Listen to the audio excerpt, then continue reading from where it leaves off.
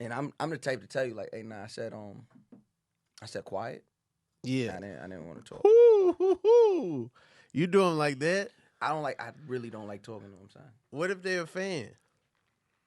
So that's the weird part, right? So I used to put, in New York, If you want, you can put the headphones on. Like in New York, I used to put my government name. Yeah. So they wouldn't, because people would, like some of the Uber drivers would recognize who I was by the name and the picture. I'm like, fuck. So now I just start putting my government name. Yeah. And then they would find out my government name. I'm like, fuck, that was dumb. So now I just had to go back. I took the picture off and I just put mouse. Okay. So now, but as soon as I pull up, if they recognize me, it's over. Now they I Ubered an A-list person and I changed their name in my phone when I added them because I didn't want to blow up their spot. You know what I'm saying? I didn't want to be like, oh yeah, because they name in my phone's first name, last name, like you know what I'm saying? Like so then it's like, all right, let me switch it in my phone so then Uber picks it up and it's like, you know, not that their shit name. terrible, bro. But that's like I said, that's a first world problem to have, and it's. To be honest, it only happens in New York. Any other place, I gotta tell people who I am. I like Ubering in New York. Why? Because when you used to the train and when you used to like people busting on and deciding this is my drum recital, like this is, you know what I'm saying? This is where I'm gonna get my spoken word off. This is where I'm, you know, you in an Uber, you like, yo, I'm above all that moving around. Nah, hell no, that Uber shit. Because I would much rather drive than Uber in the city. Like for me, it go train, drive, then Uber. Okay. Because if you drive, you get to control it. Yeah. And if you're in traffic, the price ain't gonna change. Right. When you in an Uber in New York, that price you ordered a $20 Uber. And now I'm late and I'm paying for it. Nah, bro. No. I hate that shit. A little too. Yeah. People complain about the sound effect. Like, man, it's too loud. I'm like, no, it's the inconsistent podcast. Not supposed to be right. You know what I'm saying? It's supposed to be inconsistent, man. We got the one and only Mouse Jones in the building. Oh, that's tough. That's tough. That's for me. Come on, man. That's for tough. you, dog. I custom for the guests. That's tough. That's tough. I feel at home now. Come on, man. Welcome home. I know you a big Hov fan. The biggest. Was watching my watch. He like this nigga in New York and we got. He said, I know his blood, boy. I know this kid'll be loyal. Nah, this is first album Hov too. Yeah, crazy. Reasonable Doubt. Yo, I don't know. So if you watch the what's that shit called? I forgot what interview he was doing, but Bleek. That song, when the song came out, the song was 3 years old. Really? Yeah. Bleek recorded that. How old was Bleek? 3 years younger than whatever he was when that song came out. But Bleek was like in early high school when he recorded that. That's crazy. Yeah, the story behind it. I ain't gonna step on it. Like y'all could go look it up. I think it was Drink Champs. That's what it was. Okay. So Bleek on Drink Champs. He tells the story, but it's exactly how you would expect a Hov and Bleek story to sound. Yeah. Like just go. He basically told the nigga go memorize. He gave him so that verse right there. Hov wrote the verse. He was like, yo, go memorize this or you a dub. He ran upstairs. He memorized it. Hov came up there. I think he said Hov came up there like a day later, and he had the whole thing memorized. Then they go Clark Kent on him. They record it, but the song don't come out for 3 years because the album crazy. What if that would have been it? What if Memphis Bleek would have been like Crisscross, Bow Wow? And then we don't even know Hov. We know Hov as being like Bleek's ghostwriter. Big guy. Yeah. Nah, that wasn't. Hov knew better. Hov pen was too strong. Right? We would have been like, yo, Meek the GOAT, dog. Look how he tilts his hat. And the verses be crazy. Come on, man. Come on, dog. His Lifetime got volumes. He only 18. This is crazy. His Lifetime got volumes. Nah, that's such a crazy multiverse to live in. Right, where right, Bleek is right. the first hip-hop. Somebody finds coming of age, he gets to the radio, they only chop his verse, and then it's a wrap. It's a wrap. He on tour with Michael Jackson. It's crazy. Nah. Like he just in a him different stratosphere. him and Bubble shooting dice in the back. Right. That's absolutely insane. That's a multiverse. Yo, that shit.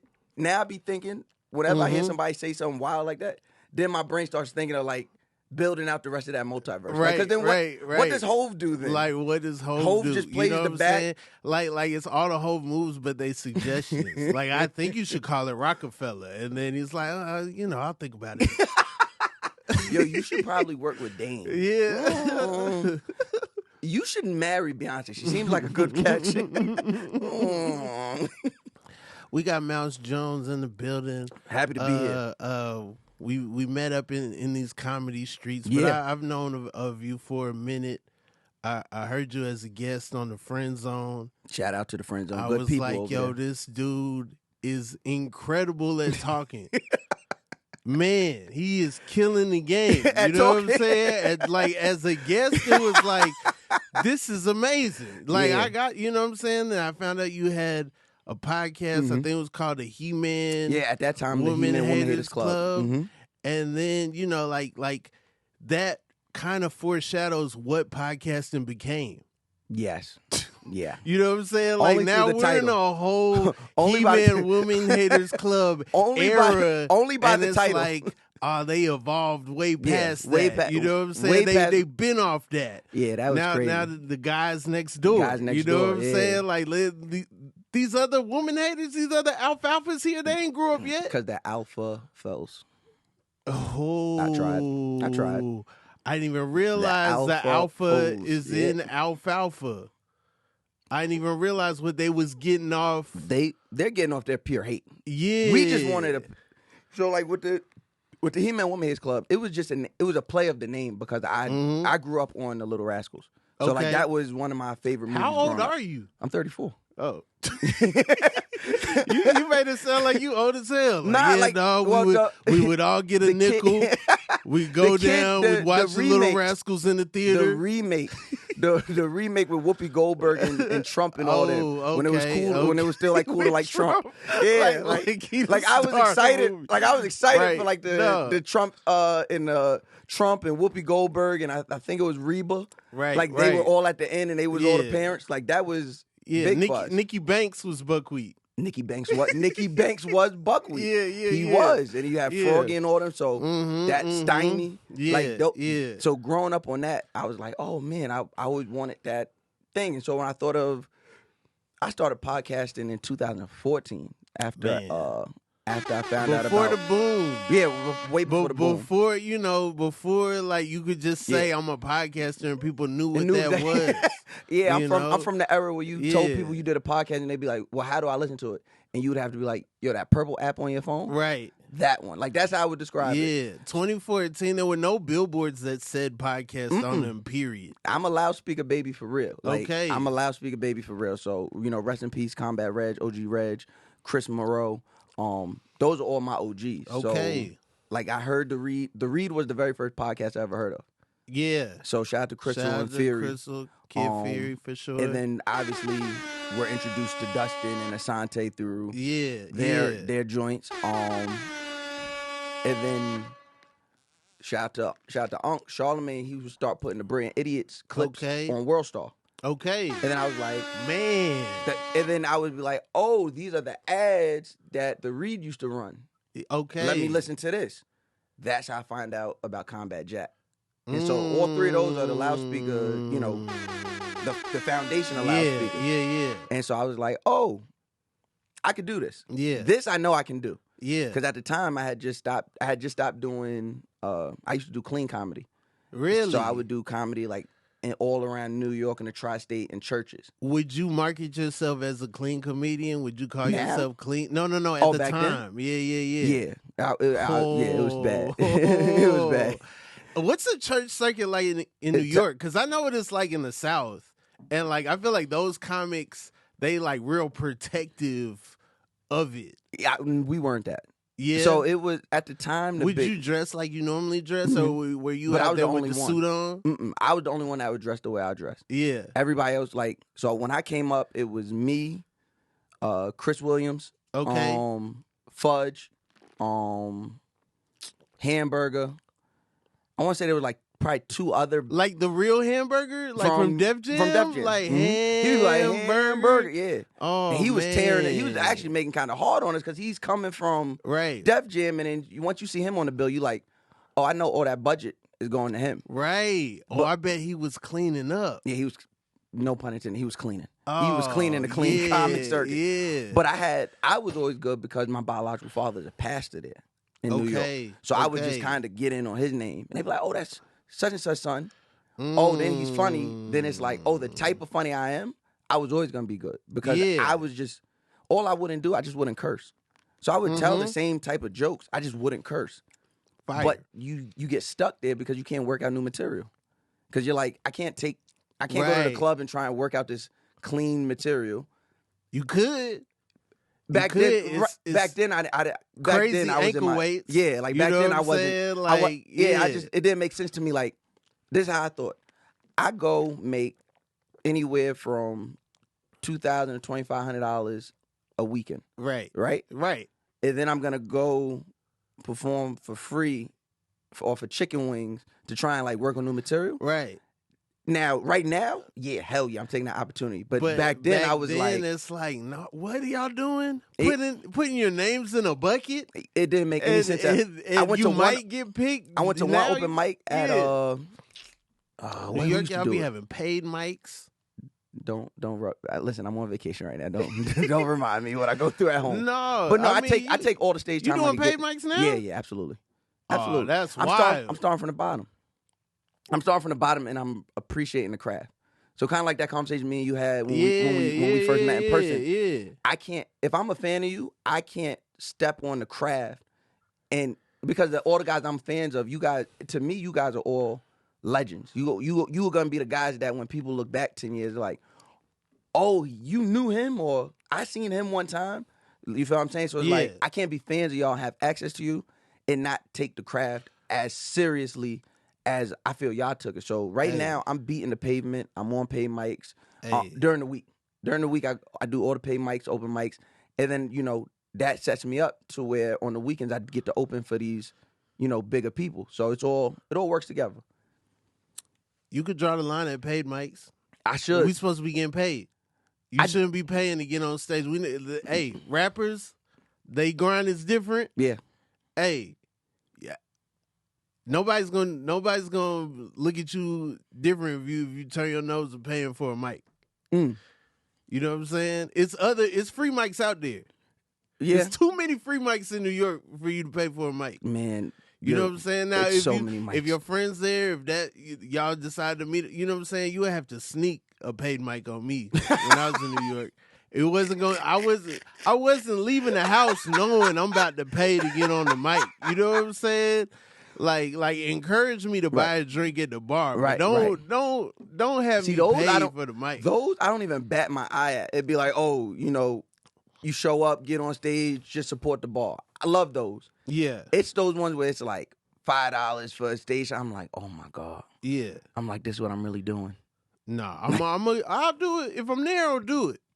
I'm gonna rip it up. Somebody there gonna have a show. Right. Somebody there gonna have some bread or some drink tickets or something. You know what I'm saying? And I'm not coming back. And it's like you look at it, and I don't complain about it, right? Like I said, I'm loving this experience that it is. Yeah. But it's just like, wow. You look at this and you're like, yo, I'm about to do this set. I'm about to work on this material. Yeah. In front of 6 other comics. 6 other comics. Who are not going to laugh. They're going to make it their business. Thinking about what they're going to say. They're not thinking about what you're saying. Yeah. They're not. If they're listening to you, that means you might have got them. You might have got their attention. So that right now is that's my hook right now. So right now I go out. If I know I'm just working on something, it's cool. Like, just let me hear how it sounds. Then when the next time I get there, I'm like, I want to make this room laugh. It's 6 of y'all. You guys, just like you said, you guys are focused on all of that. Yeah. I'm going to. So if I can make y'all laugh, if I can make a room full of cynical comics laugh, all right, this is going to kill in front of whatever audience I needed to kill in front of. Yeah. So it's the mind game, but I try and just appreciate what's going on at the moment. Right. Nah, that's real. That's real. New York, if anything, it's gonna help you learn how to get your stuff off. Yeah. To anybody. Like I do miss that. I do feel like, oh yeah, I'm not like some of them chops, you know what I'm saying? Like living out here, I forget about the like, oh yeah, I was getting my stuff off in places and situations where they did not care. Absolutely. Absolutely. Yeah. They have so many other things, and it's so funny, right? So like on a Tuesday, I'll do like the comedy shop. I'll do that at like 5. And then I'll go around the corner, and you got to rush to get to the Grizzly Pear. Okay. And then we'll do that. And then run back. And me personally, I'll go back to the comedy shop to do their 720 mic. Okay. Before ending my night. And then I'll probably just hang around the cellar, running the Reggie and them or whatever. I'll do those 3. And I'll be like, yo, we're all about to do the same exact thing. Yeah. We're literally all performing the same set to go to this spot to do the same thing, to come back to this spot to do the same thing. That's crazy. And hope that, well, I don't hope, but some people are hoping that, that 8 o'clock show at the comedy shop, somebody's going to be like, oh, yo, you want to get on? And I'm like, I love it. I love it, right? Yeah. Like I said, I love it, and it might be because I have the opportunity to love it. Right. Right, where it's like, I'm not losing nothing. Like, I'm successful. This is something I'm trying at. This is something that not trying at. It's something I'm doing. It's something I'm putting my all into. And I have the ability to do that and be comfortable. Some people don't got that. Yeah. And I respect, which is why, like I said, I respect everybody's grind. I don't complain about it. Listen, we in New York. If that is the thing right now that's getting everybody up there, all right, but just know I'm not gonna be doing paid mics too much longer. No, I feel you. I mean, like I would go up to the Strip, go to Stand Up New York, go to Gotham, go to Brooklyn, go to when they had the joints in Long Island City, the Standing Room and the Creek, you know what I'm saying? All those spots going. I would be, back and forth throughout. In the Village, do some stuff there too. But like, yeah, man, like it's so many different people that you can do comedy in front of in one night in New York. It's really nuts. I did like me and Reggie Conquest, shout out to Reggie, he put me on. He was like, yo, you want to go do the show? I was like, I bet. We walk into it. It's right around the corner from the cellar. It's like a smoke shop. But then you go downstairs and they had like an area that they turned into a comedy club. But it was an all smoke show. So like everybody, I don't smoke at all. So now I gotta go do this material. I'm still a new comic. I'm still trying to get my bearings under me. I'm like, all right, they just here. You don't smoke? Nah, never. Nothing. No smoking, no drinking. No nothing. Weed. No nothing. Never. Never? Never, ever. Never tried it or never was into it? Both. So how do you even know? Smoking was never my thing just because I don't like the visual of like smoke coming out of somebody. No, that's real. So that's like reports are coming out now saying that like smoking can cause like all kind of effects on your lungs and heart and stuff. I don't know why people are surprised. And people are surprised because it's like they thought weed was gonna. They thought weed had like a superpower and it could block it or something. It's like you're still inhaling and puffing. No, maybe the human body isn't designed to like ingest combustion. Yeah, it's not. So maybe if you burn anything and put it in your body's not really made for that. You seen them bitches that almost died from 5 hours of hookah? No, but I believe that. 5 hours of hookah. They were celebrating somebody's breakup. They got carbon monoxide poisoning and are confused. They said it was the hookah's fault. They blame the hookah. They're like, somebody gave us bad hookah. Honestly, being from Atlanta, I forget hookah's not even our culture. I be forgetting it's culture appropriation. Like, I be seeing the people who like made hookah. I be like, that's crazy. They do that. They doing that on the beach? Man, that's wild. You know what I'm saying? Oh, hookah's everywhere there. Yeah. I be forgetting that's not even ours. No, it is not y'all. Yeah.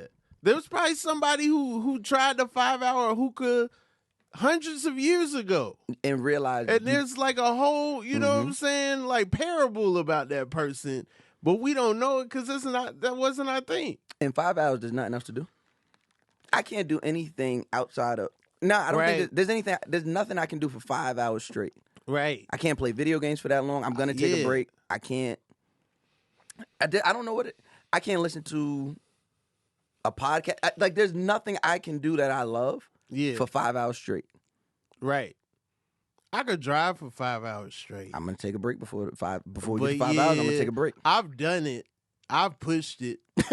I've pushed it all the way to like there was no gas. You know what I'm saying? But that was money on the line. Yeah, no, there's nothing that I can do for 5. So, like something that where you're altering your body's natural state for 5 hours.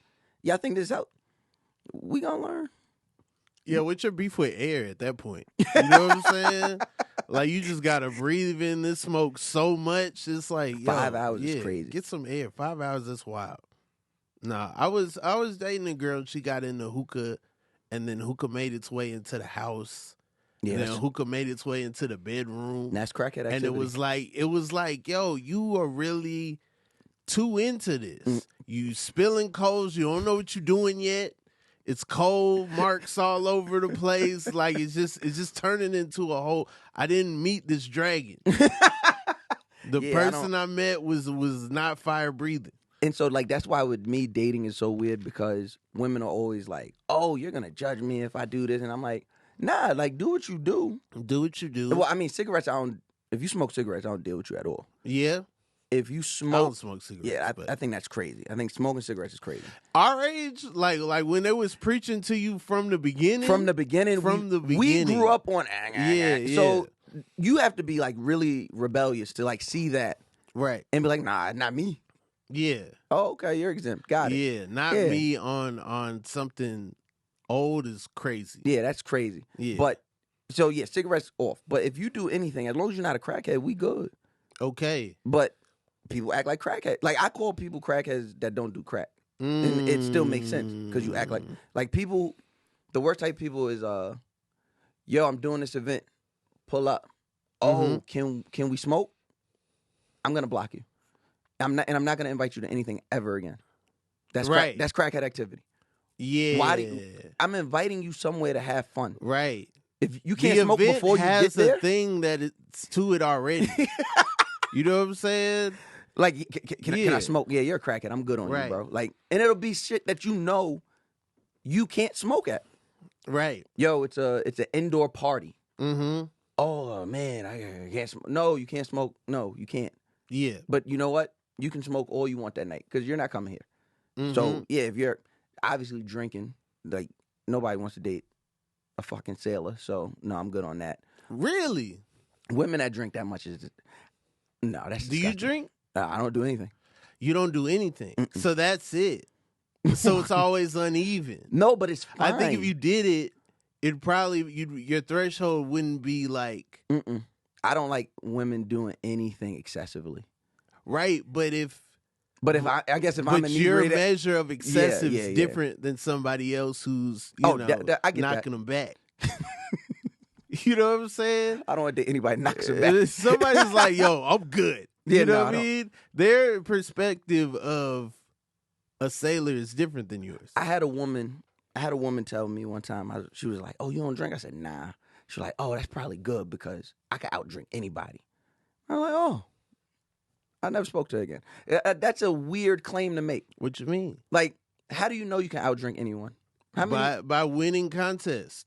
The championship belts that are in my closet that say I outdrunk everybody. Nah, I'm all right. Yeah. Yeah, I knew just her acting like that, that's a crackhead. I'm good. So move on. I'm good on that. She didn't say I got to. It was the fact that she was like, I have a superpower. And you're like, get out of here. Yeah.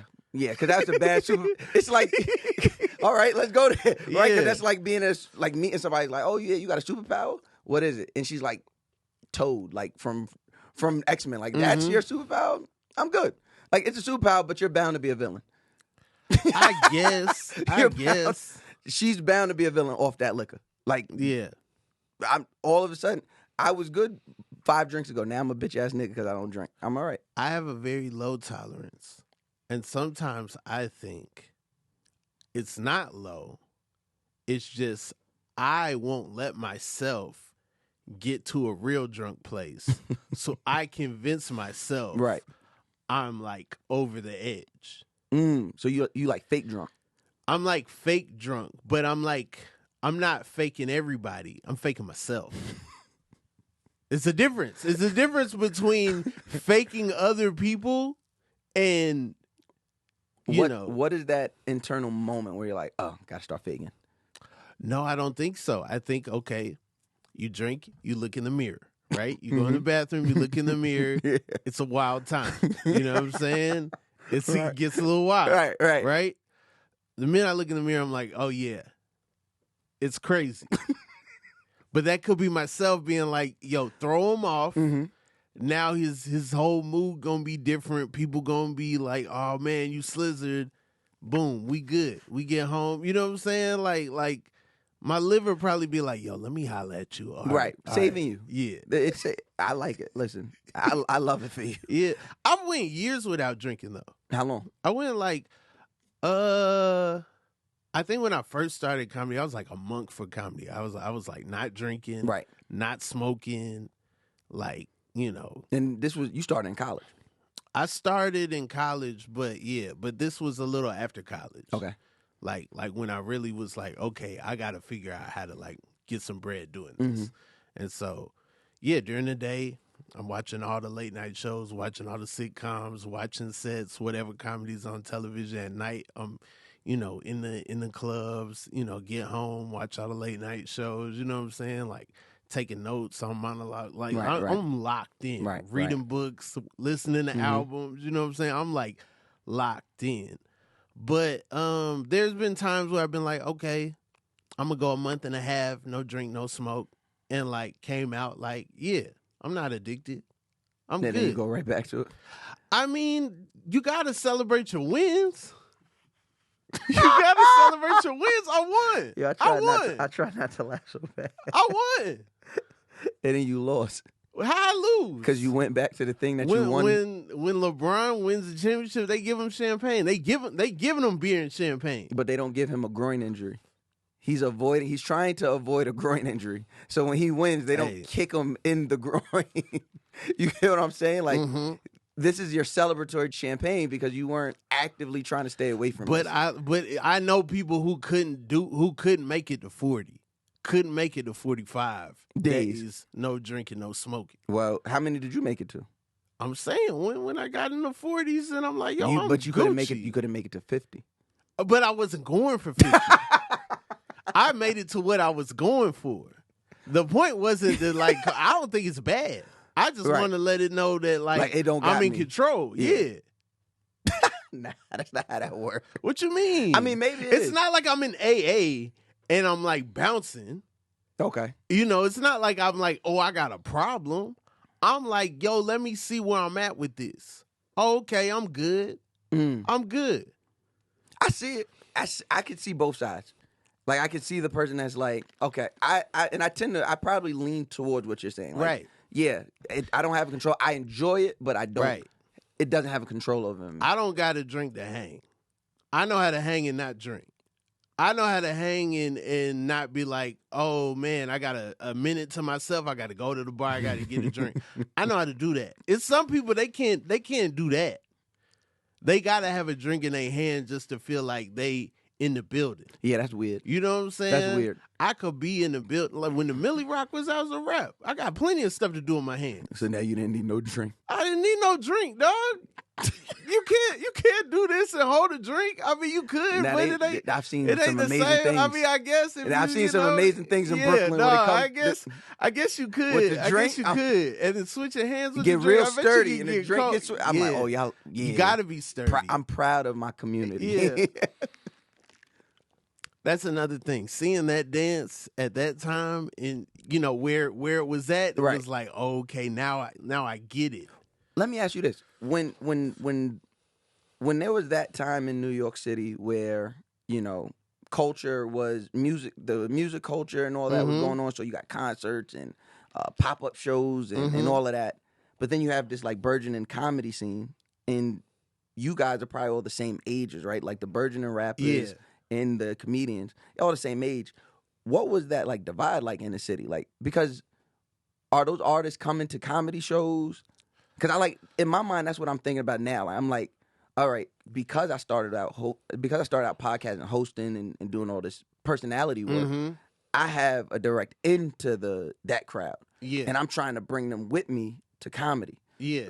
So we have that, I hate to be like, so we have that back in the day feel where you would look out in Def Jam and see Chubb Rock and see Wesley Snipes and all of that. Like, how do you bring, I don't know, he doesn't have to come, but. I was just naming somebody I seen on Def Jam, you know what I'm saying? But yes, but that's what I'm saying, like, what was that happening back then? What, like, were celebrities kind of like sneaking off to the Cellar or to the Lantern at the time or whatever? Probably the Cellar for sure. You know what I'm saying?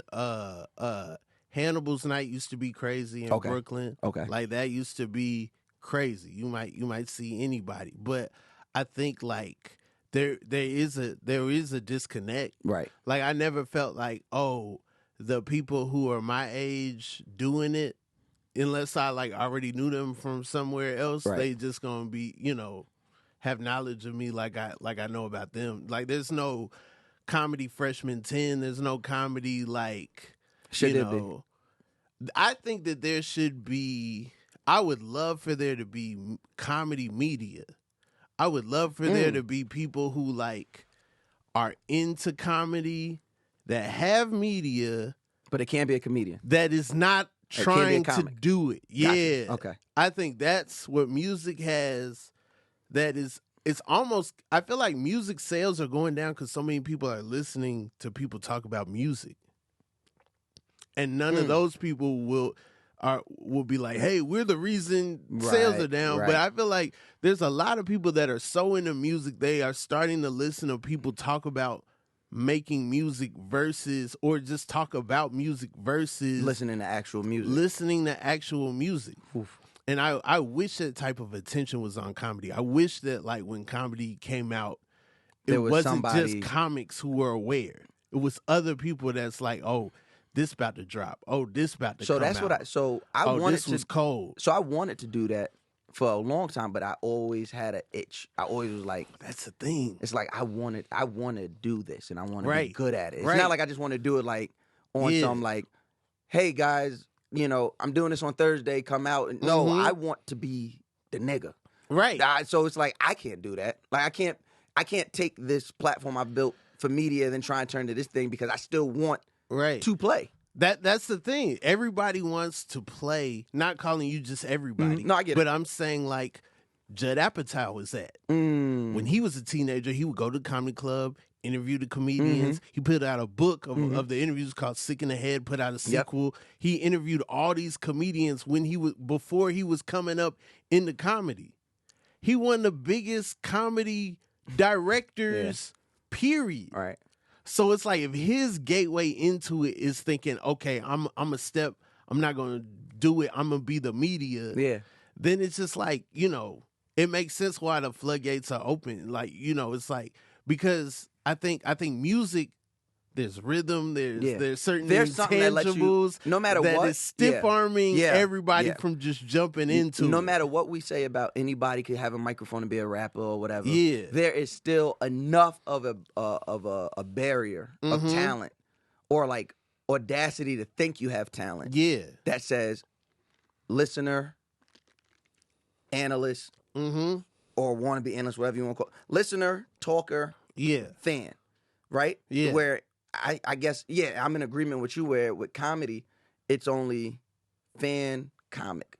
Fan, comic. There's no person in between that can kind of mediate that. And with the crowd work and with the empowering of the fan, now you're making the fans feel like they're part of the show. You know what I'm saying? Now you're making fans feel like, oh yeah, this is my part. Where are we at with that? Where are you at with that when it comes to crowd work? I'm because with me with these fresh eyes, I'm like, well, damn, the only reason people see me and said I can do comedy is because they see me on stage doing crowd work. Yeah, there's nothing wrong with crowd work. Crowd work is a part of it, but it's like it's not the whole thing. And also, crowd work is great for when comedy had a mystique and when people didn't know, what it was or what it could be is, and so, and part of that mystique helped get certain jokes over and stuff. And so it's like, and from a marketing perspective, I get it, because it's like these moments I can't repeat if I wanted to. I might as well put them out. I understand that. I do feel like you don't want the expectation that that's the only thing. You don't want people to feel like, oh, it's a comedy show, I'm gonna have to like bring it. You know what I'm saying? Like that shouldn't be the expectation. I'm going to a comedy show. Oh, I'm about to perform for the audience. With the comedian. I think there's that. I wish there was more of a like basketball got the ultimate stiff arm. Man, if you ain't played, y'all ain't played. Why y'all even talk, man? You shouldn't even be talking about basketball if you never played. If you never played in high school, you never played in college. But at any given time, there's only like, even altogether, there's only like 3,500 people that could say that, right? Like there's only like 3,500 people that can say that because period all time. There's only 3,500 people that can have that take. Everyone else can kind of have the take like, well, what separates me from you? Even the most untalented person, even a LeVar Ball can look at, I'm trying to think, a LeVar Ball could look at a Sean Bradley and be like, well, the only I just wasn't 7'6". Yeah. It's like, is that it? Because you averaged 0.2. Mm-hmm. So, but because you had just a semblance of experience, they think it evens the playing field. Yeah. So where comedy, it feels like, once again, this is all me just watching it now, and watching it, in the from the bench. I'm watching from the bench, like, all right, I'm about to get in, so I'm just watching how the game is, and I'm like, oof, these fans is showing up like it's their show, right, and they're kind of emboldened them to kind of have a which I've never been one to shy away from, real time critique, if that's what you feel. I started out doing podcasting, so if I release this podcast on Monday and people got something to say, good or bad, I got to see them comments. Yeah, whether I decide to look at it or not, they're there. Right. So it's like with the comedy aspect of it, it's like they're so emboldened because of what they seen elsewhere that they think they know how the sausage is made. They think they know, punch, callback. I'm hearing some fans talking. I'm like, you wrote a joke before? Where was the callback? I was like, oh, nah, they wilding people up, coach. No, but I do wish there was like a community of media and criticism. Isn't there comedy hype? There is comedy hype. Or is that guy? Yeah. Is he a comic as well? That the guy who runs He's that? not a comic. Okay. He's not a comic. Yeah. But I feel like, I don't know. I feel like there are times where comedy hype is a little ventures salacious off into salacious gets a little territory Vladdy. A little bit. Yeah. Gets a little Vladdy, and it's also like willing to step out of comedy to get Vladdy. You know what I'm saying? And I'm much rather there be something that I don't know. We don't need to get into all that. Mouse, what's your favorite color sky? There's only one. You believe there's only one color sky? Well, technically, I guess there's 2, 3. Okay. All right. So on a day there's no cloud, it's blue. Yeah. A day like today, it's gray. Yeah. At night, it's black. Okay. Where are the other colors? That does not alarm us, right? Like if it's another color, it gets alarming. Sunrise, you got some bluish oranges. You got some purplish. You got some, there are many various colors that could be pinkish. That you wouldn't be alarmed if you seen a pink sky? At 6:35 p.m. I'd probably be like, it's pink now? I mean, like, not all pink. Pink's in there. You agree with this? There's a third person. You seen this? I gotta look at this shit. I think go outside and sunset out here, I kinda man. just trust the time. Like the sun will kind of rest on the clouds. It'll be like orange, and the Yes, clouds I will have be kind of seen- like grayish and stuff. And then like a little later, it gets a little red, a little magenta, a little like I gotta pinky. see. Yeah. I think I just trust the time. Like if I look at the time, I'm like, oh, it's dark. I feel you. I'm just saying you have many options. I would say my favorite is blue though. Your favorite is blue? My favorite would be blue because that means nothing's wrong. Okay. All right. Like it's a regular day. Mm-hmm. Where'd you grow up? So I grew up on Long Island, which is the suburb right outside of Queens. Yeah. But my father's from downtown Brooklyn, so I would always be in Brooklyn with him. Gotcha. But I was born on and went to school. I'm from Long Island.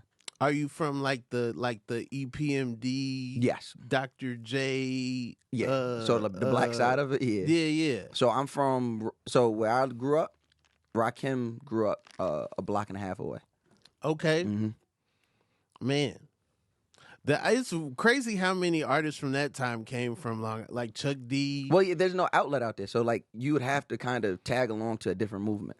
So like where Eric B and Rakim, Eric B is from Brooklyn. But Rakim was always thought to be from Harlem because all of the dudes they ran with was from Harlem. Yeah. LL Cool J is from Bay Shore. He from Long Island. But what? LL Cool J from Bay Shore. I thought Farmers Boulevard. I thought he was. That's where his grandmother lived. But he made sure to tell us because I know that. Yeah. So I feel like because you didn't want to be from Long Island, and I get it. But you can't jack another place. Like. Although I put on for Brooklyn. He was 15, though. He gets a pass. He was 15. He's 59 now. It's like... Nah, he was 15, though. The Whips was parked in Queens. The Whips was not over there long. He wasn't paying all them tolls for them Whips. There wasn't no tolls. He's going from Queens to Bay Shore. There's no toll. Oh, okay. There's no toll. You take the Cross Island, you right there. But not Havoc. Prodigy from Hempstead. Really? Queens, the Queens connection. EPMD, they was running with all them Queens niggas. Same thing with Biz Marquis. They was running with all the Queens niggas and the Juice Crew and all that. So like there's no culture on Long Island. So you're not gonna pop Jack in Long Island. It's not gonna happen. That's crazy. It's just not gonna happen. There's no even because there's so many people. If they all would have stayed, you wouldn't heard of them. Long Island would have got popping. You wouldn't have heard of them. No, you don't want to be Long Island. No one's jacking Long Island because you can't win out there because it's like there's no if culture. EPMD, Rakim, Chuck D, everybody who ran 88 would have stayed.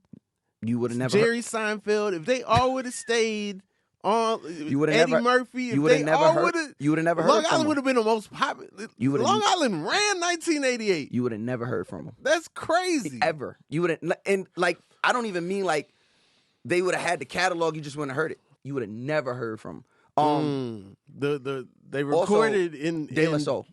Okay. De La Soul, they from Amityville. Yeah. That's where my mom's from. De La Soul, he from Amityville. They're from Amityville, K Solo, Brentwood. You got the EPMD. It's a whole bunch of dudes out there. You just realize that's the difference, right? That's the difference between successful people from Long Island and non-successful people on Long Island. You're not going There's no culture out there to push what you try and push. Yeah. So you got to go where it's at. Okay, our Long Island people, do they rep New York harder than people who like live in the boroughs? Like, are they the ones they're super Yankee fitted, super Timbs, super because they got a little chip on their shoulder? Yeah, like they're always so like me growing up on Long Island. No one ever believed I was from Long Island. They always and I'm talking about people I've gone to school with my whole life. They're like, oh nah, I'm from Brooklyn.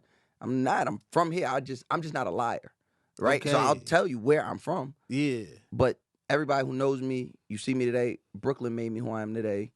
Even from a success level, I wouldn't get to the hosting parties and doing all this and all the support without Brooklyn. Brooklyn is who lifted me up. They're like, nah, Mouse from Brooklyn, he ours. You know what I'm saying? So it's like, so when you see people from Long Island, they're like, first of all, the way you know somebody from Long Island, you ask them where they from, they gonna say New York. Okay. You ask somebody from Brooklyn where they from, they gonna say Brooklyn. You ask somebody from say Queens, they black. they gonna say Queens. They gonna get real specific. Very specific. Oh, I'm from Marcy. Yeah. Or where you from? New I'm from York is a Southside state. Queens.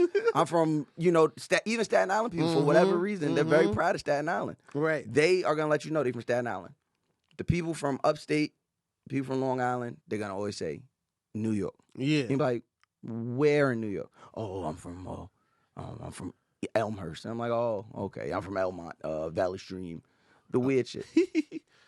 I got family out in Long Island. I would never see them because that Long Island Railroad is not 24 hours. It's not. I think I'm not spending the night.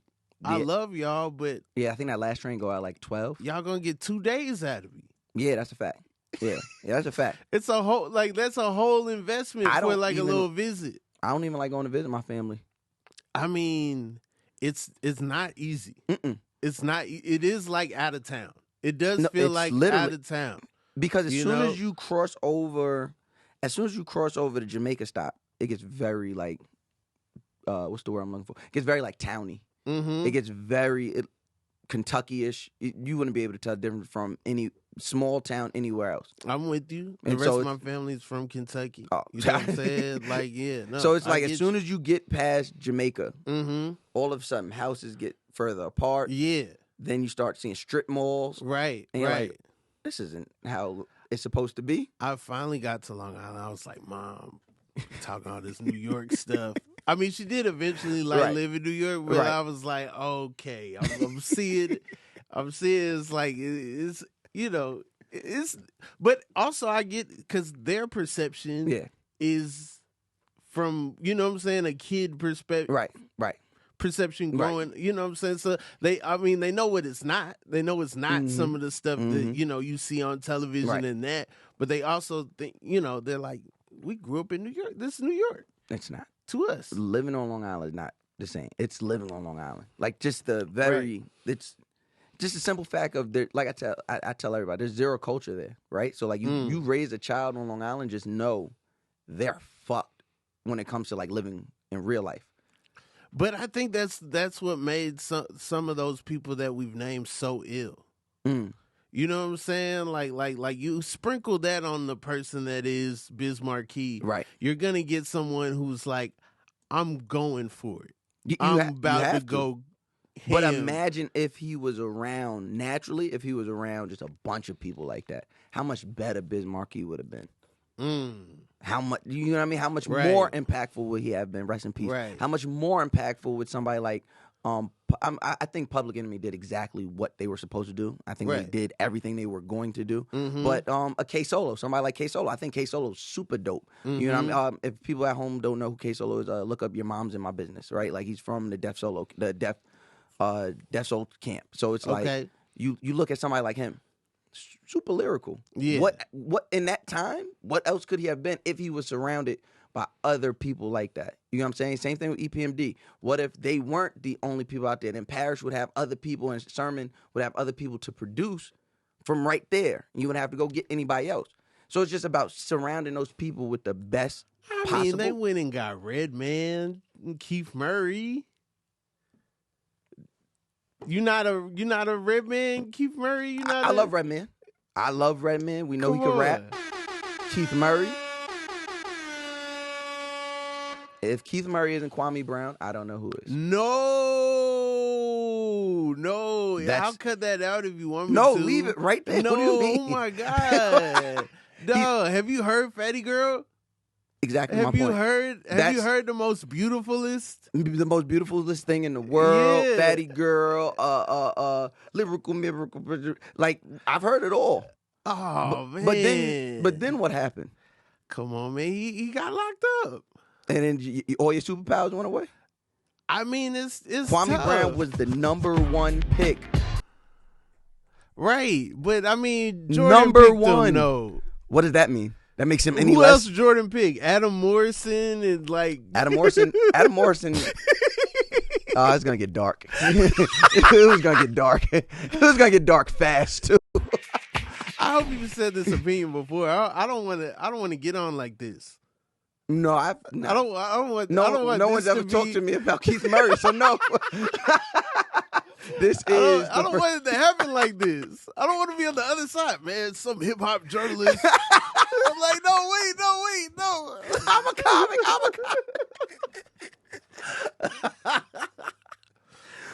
listen.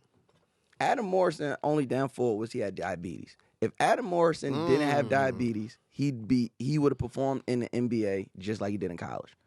That's a grueling schedule to have to deal with. I didn't even know that. I didn't even know he had diabetes. He had type 2 diabetes. So like that whole Gonzaga run, like if you look, he'd be on the sidelines like eating a chocolate bar and shit, like making sure he kept his blood sugar right.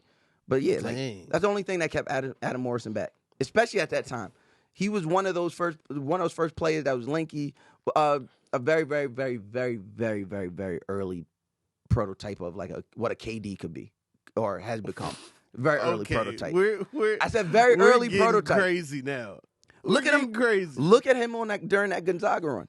You look at him during that Gonzaga run where it was kind of racist. No offense, it was kind of racist. That all that time, all those players, the only ones we were highlighting was J.J. Redick and Adam Morrison. J.J. Redick had him highlights. J.J. Redick had him. He had SportsCenter on fire. And the only other person they were looking at was Adam Morrison. The man was nowhere near that college line at all. He was showing you he had NBA range every random Tuesday. Just like, whoo, boy. Who we got on that? Who we playing at? St. Joe's? And they put him in them baggy shorts. You know what I'm saying? Yo, he had a you know what I'm saying? Real tall T-sticker era shorts he had on, man. Yo, being a guy that had to guard him, at like a D2 school, you just playing him on a random. You're like, oh yeah, Duke's coming to town. Yeah, who's guarding JJ? They had JJ Redick specific signs out there. They was. Yeah. All I'm saying is, Adam Morrison didn't have that, he'd have been fine, which would have made another Jordan pick. You know what I'm saying? I mean, I'd be pissed if I was like Joakim Noah at that time, because it's like I'm winning the championships. I thought we were trying to win. And nobody's talking about me, but I'm half. You had a lot of help. Yeah. Like that Florida team, that team had a lot. There was a lot of people there. There was a lot of people. There's a lot of people sharing the bulk. Like he wasn't the superstar there. He was just a really good player in the front court there. Yeah. You had a lot of help getting to that chip. That was an equally won championship. Mm-hmm. Everyone deserved their ring. So yeah, no one should be talking about just you. Right. You're actually pretty lucky you got where you went. Hey, you know.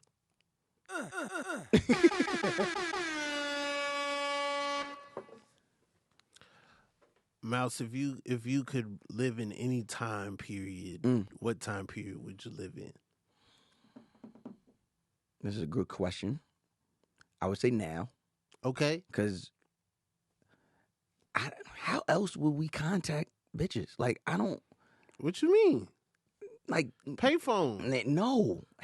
Yo, we're the last of the Mohicans when it comes to give me your number. Yeah. Write it down. Yeah. See how many numbers we could get at the end of the night. Call your mom. Call your phone. Your mom. I don't. Like you. I appreciate coming from you. I appreciate what you first said. You said I'm really, really talented at talking. I think I am. Talking to someone's parents still fucks me up. Really? I'm still like, hey, I'm. Man. Mouse, where that game come from? You like cheese? Yes, sir. Like so calling and somebody mom picking up. I sound like a bitch ass nigga. Dang, I was really good. Is Sharisa here? That's when I could turn it on. It's time to talk. I was too good at talking to parents. It was a turn off. You know what I'm saying? Parents used to love me. Dads used to love me, bro. We get in there, we start talking about college football and stuff. It's a wrap. Get him out of here. Yo. Yo, I was too good at talking to parents. Yeah. Nah, I'm good. I don't get good until like the third meeting. Third meeting, I'm good. Yeah. For the dad. For the mom, probably by the end of that first meet, I got her. But because I'm coming with the flowers. Right. But I'm bringing 2 flowers. I got a flower for the daughter, flower for the mom. Okay. So it's like, oh, he's just shy. Yeah. No, I'm not. I'm talking crazy to your daughter. It's you that I have a problem talking to. Yeah. The dad, by the third time, now we good. Well, you brought flowers for the mom, and that's the dad's gonna be there. Yo, don't make me say. I see. Don't make me say. I see what's going on.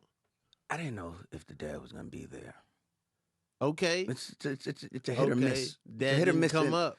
It's a hit or miss with our with our generation. Yeah. Sometimes it be a dad. You can't just ask about the dad. I just be listening. You just be listening. I'm just like, oh, she didn't say nothing about her dad. She didn't say nothing about her dad. Like they never know, yo, what's that noise in the background? My mom and dad know. It's just like my mom on the phone. Every time I call the house, no dad picks up. Got you. No, that's real. I'm supposed to just guess there's a dad in the house? I'm supposed to just bring a beer? Yeah. You can't act surprised, but you also, yeah. But then the dad's dead. I'm like, you can't assume. Yeah, had one of those. I mean, there's some people you know. There's certain people you're like, certain people you know because I can tell there's more than one parent. You know what I'm saying going on. They just the way they operate. Yeah, they never stressed out. They always got field trip money. You know what I'm saying? Coming back field trip with bags all the time. You know what I'm saying? Some of that, like you get the permission slip. Sometimes you be like, yo, this ain't a good week, man. My mom don't get paid for a I'm gonna have to ask this week. Yo, what's wrong with this guy? I would have been chilling on Saturday had I known that like this was coming up. I would have asked. You know what I'm saying? Yeah, I wilded out. I did too much. I did too much. I can't go. Yeah, because there's no other parent to play it off of. Yeah, like there's no other parent in the house to be like, I know it's acting bad. Come on, I'm a favorite. No, there's only one. There's one law. Yeah. Yeah, so no, I would say now, just because of all that, I don't want to give up the access to technology. I know everybody our age is like, too much technology. Hey, shut up. Like, those are niggas not getting no bitches. But like, those of us outside getting bitches, this technology cooks. I guess. I will go back. I mean, like your other family got to be across the world now with all this technology. You know what I'm saying? Like back then, your other family could be like down the street. That's a little too much pressure. A little too much pressure for me. I like there to be some distance. I like being able to be like, hey, let me take this call. Oh, look at daddy's girl. I mean, you know what I mean? I like there to be a little distant. Yeah. I would, and no matter what we say about race right now, it's fucked up. We know that. Race relations are all fucked up. We know that. It's a little different back then. They weren't hosing. They're not hosing us right now. So if you go back to any other period, there's a chance we could get hosed, hung, right, slave. Right. I'm okay. It wasn't really no matter how good we were. But they was hosing if you was out there chained up, marching for our people and stuff. Imagine being a nigga who did not do it that day. You can't be black no more. So you had to do it. You still black? Nope. Look how they did Robert Freeman on the Boondocks. That nigga, every time he talked about civil rights, somebody was like, no, you lying, nigga. You was not there. You did this. They didn't respect him. Yeah. I don't want to be... That's the Boondocks. You think like everybody was out there? I don't think everybody was out there. I think plenty of people were like, you know what? I'm an example by going and working at my job, and I'm proving to my coworkers that we can make it to work on time. So while y'all out there bus boycotting, I got to figure out how to get down there. Right. To, you know what I'm saying? Yeah. That's my part. Imagine coming from that lineage. Imagine finding that out. Oh, there's way more I got to work on time people than people that was out there. Way more. They gonna call you all kind of bitch ass. No, hell no. You don't know. No. That's why they hold up the people who was out there to that high regard. That's why old people be like, yo, why are y'all out here making Martin Luther King jokes? Do y'all realize he was the one that was outside? So he was out there. The likelihood of even being a nigga that was there on time and not there, when somebody else see you, they gonna just connect you with them niggas anyway. Right. So no matter what, right. you still could get hosed. You can't say you're not black no more. I don't want to get hosed. I don't want no dog bites. I don't want no hosed. I don't want none of that shit. I like the racism we have now, where it's like the racism we have now is very much built on a more fair level, which is can he fuck me up? But these white people not gonna call. He's less likely to call me a nigga because he know I could fuck him up. But if he thought he could beat my ass and yours, we'd be all kind of niggas. No, he's not racist. He's a good person. There were also not racist people back then too. Everybody wasn't hosing. You know how much it costs to get a hose? I'll take a dog bite for my people. I'll take a hose for my people. You know what I'm saying? I'm not taking a dog bite to Occupy Wall Street or whatever. You know what I'm saying? Some of these other things, I don't know if I'm taking a dog bite for, but I'll take a dog bite from my people for sure. No, no. Because the only other reason I would live in any other time is probably because the music. And it would be Motown. That's my favorite era of music. Imagine when that stuff was new. Imagine when it was new. The only other time I would take, I'm bullshitting. The only other time I would take is the 90s when Def Jam started.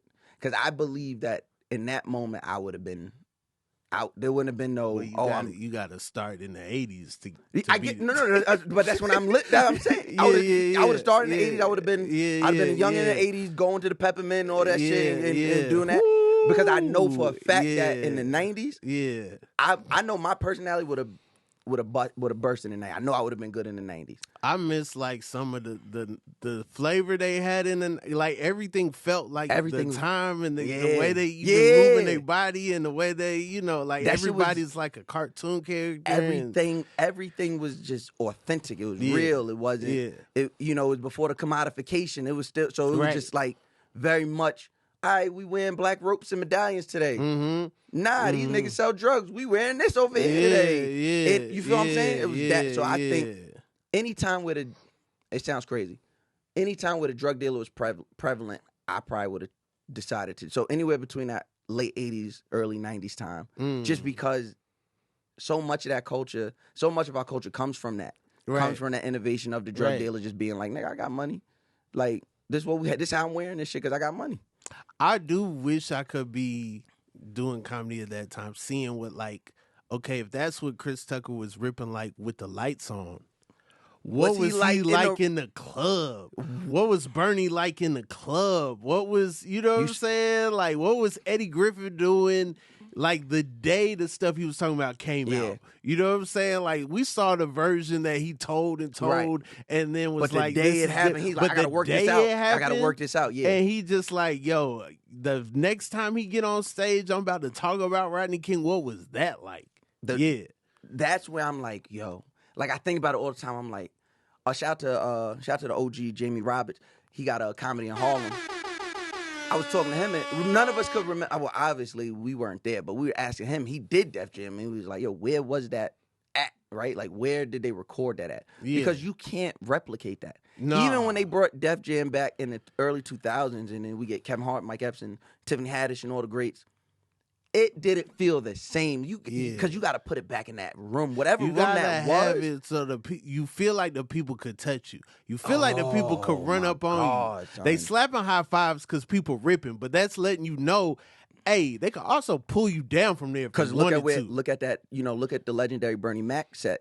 I ain't scared of you, motherfuckers. He said multiple times that night everybody was bombing, and he was like, I ain't scared of you, That's where that came from. Yeah. So like. I would have paid good money to see somebody bomb in Def Comedy Jam days. Nah, I would have see nobody bombing on in that time because look at the love, like you just said. Look at that love you get. I want to see when the joke goes over and it doesn't hit when that boom, man, like Hey, but what was the spin out of there? What we all know the spin out of the bomb now. Yeah, that's crazy. But what was it back then? When them niggas is on your neck, what was it then? Hammer time. Oh, who knows? Who knows what they were saying? Who knows what they were saying? But yeah, so as you can see, most of my times that I would live in is predicated on what the music was like and what the comedy was like. No, that's real. That's real. Yeah, no. I would definitely love to be out in that time. It feels like a more dangerous time, but at the same time, probably a lot of fun going on. Probably, Even the danger, when people say that stuff, especially about New York, when they're talking about like how dangerous time was, that was for people who don't mind their business.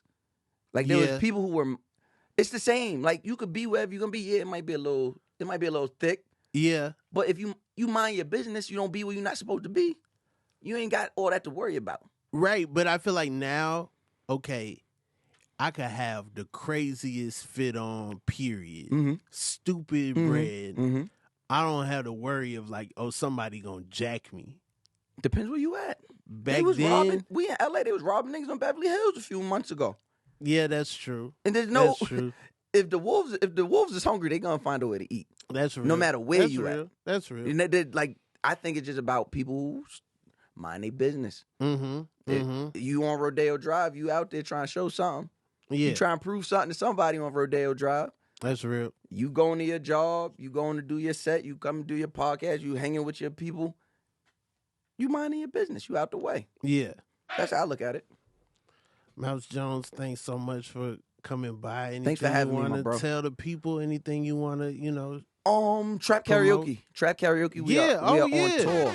Yeah, Trap Karaoke, greatest show y'all on in earth. like theaters now, right? Yeah. Big venues. Yeah. Commas. It's not a game. Yeah. You know what I mean?